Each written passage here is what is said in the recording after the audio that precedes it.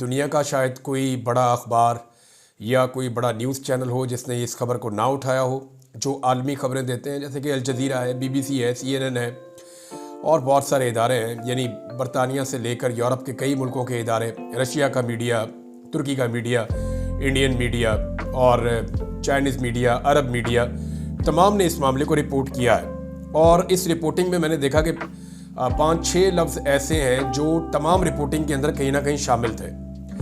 यानी एक तो इमरान खान साहब को गैर मकबूल करने के लिए इस तरह के फ़ैसले सुनाए जाते हैं। इससे पहले इद्दत वाला केस बनाया जो इंतहाई घटिया और मायूब किस्म का केस था, और अब ये केस है। लेकिन ये इमरान खान पे बनने वाला पहला केस है।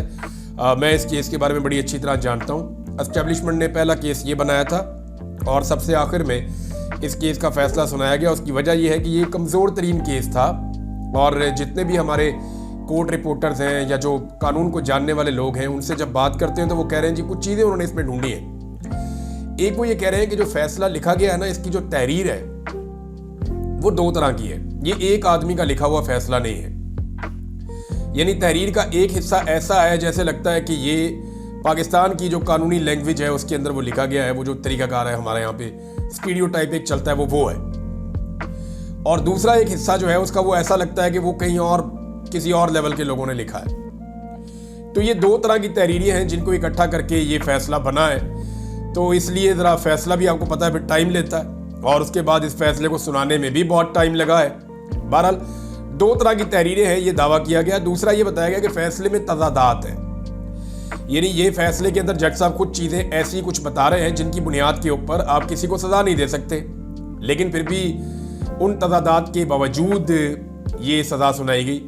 फिर जो प्रोसिक्यूशन है या जिसको सरकारी वकील कहते हैं, उन लोगों ने कुछ चीज़ें तस्लीम की हैं और जो चीज़ें उन्होंने तस्लीम की उसकी बुनियाद के ऊपर इतनी बड़ी सज़ा सुनाई नहीं जा सकती। अब ये फैसला तमाम लोगों का मुत्तफ़िका तौर पे ये मानना है कि जब हाई कोर्ट में जाएगा तो ये उड़ जाएगा।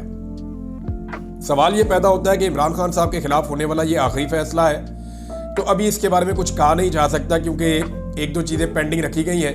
बहरहाल जितने मुकदमात बनाए गए थे सारे ऑलमोस्ट ख़त्म हो गए हैं और अब सवाए 9 मई के या कोई दहशतगर्दी का डाल दें या कोई साजिश का डाल दें या कोई और चीज़ डाल दें, वो गद्दारी का डाल दें, तो वो एक अलग बात है। लेकिन ऑलमोस्ट इमरान खान साहब के मुकदमात ख़त्म हो गए हैं। ये मुकदमा भी जाके उड़ जाएगा। आलमी मीडिया ने इसको रिपोर्ट किया, मैं उसके बारे में आपको बता रहा था।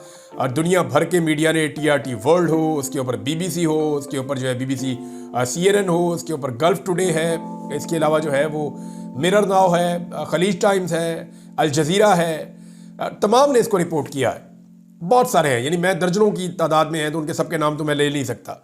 हाँ, लेकिन 5-6 लफ्ज़ हैं जो तमाम ने तकरीबन हर जगह पे मैंने देखा कि ये इस्तेमाल हुआ। उनमें एक लफ्ज़ है पॉलिटिकली मोटिवेटेड केस, ये वर्ड इस्तेमाल किया गया कि सियासी नौइयत का मुकदमा है। नंबर 2 विक्टिमाइजेशन का एक लफ्ज़ है, अब वो भी इस्तेमाल किया गया कि इमरान खान साहब को लंबे अरसे से निशाना बनाया जा रहा है, तो विक्टिमाइज किया जा रहा है। नंबर 3 मिलिट्री बैक्ड गवर्नमेंट, ये वर्ड इस्तेमाल किया गया कि ये जो इस वक्त हुकूमत बनी हुई है ये फौज ने बनाई हुई है और मिलिट्री बैक्ड गवर्नमेंट है। चौथा लफ्ज़ जो हमने देखा वो एस्टेब्लिशमेंट का वर्ड यूज़ किया गया।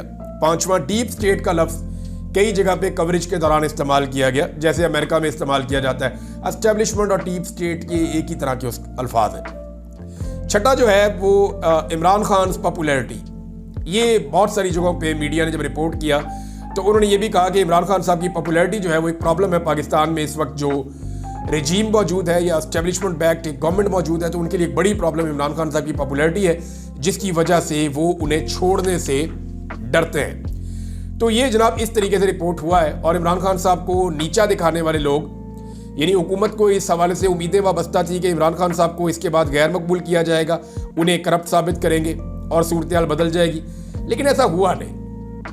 हालांकि पाकिस्तान तहरीक इंसाफ की जो क़यादत है, मैं क़यादत की जब बात करता हूँ तो वो लोग जो MNAs हैं, सेनेटर्स हैं, वो लोग जो पार्टी के अहदेदार हैं, वो लोग जो MPs हैं, मिनिस्टर्स हैं, अगर आप इनको देखें और दूसरी तरफ आप जो इमरान खान साहब के मुखालिफिन हैं उनको देखें तो दोनों में फ़र्क ये है कि मुखालिफिन पूरा जोर लगा रहे हैं इमरान खान साहब को गैर मकबूल करने के लिए या उनको नीचा दिखाने के लिए या उनको गिराने के लिए।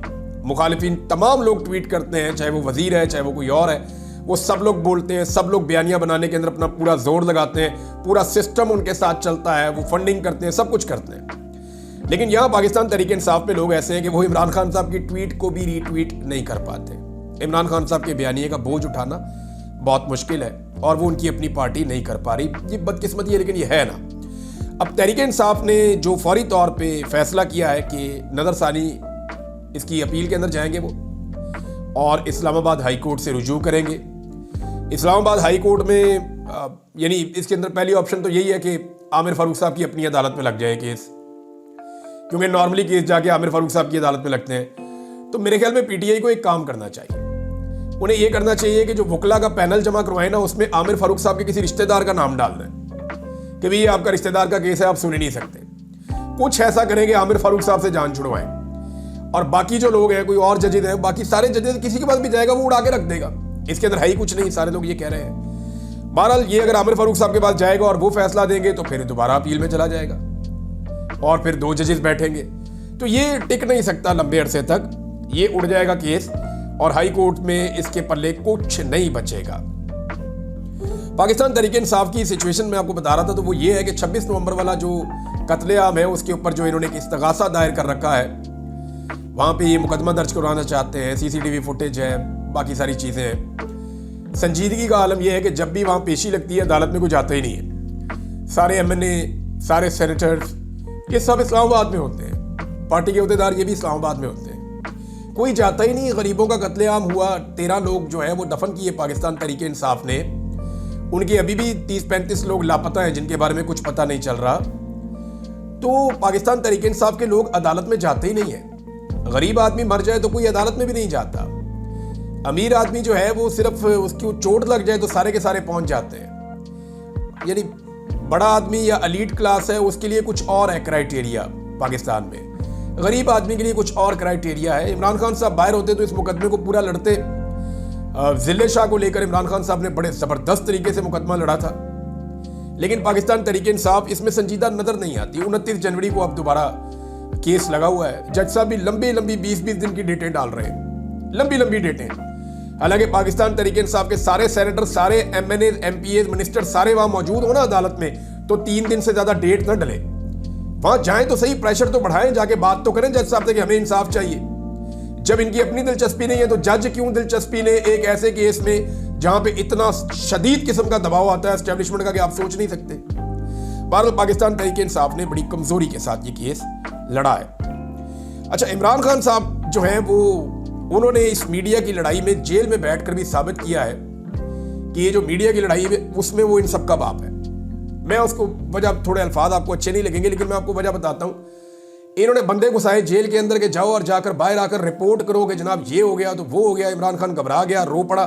वो जो बंदे अंदर घुसाए वो बाहर आके जो है वो सफाइयाँ दे रहे कि नहीं बंदर मुझे तो नहीं कहा, नहीं मैंने तो सुना ही नहीं बंदर का लफ्ज़, नहीं उसको कहा होगा, मुझे नहीं कहा।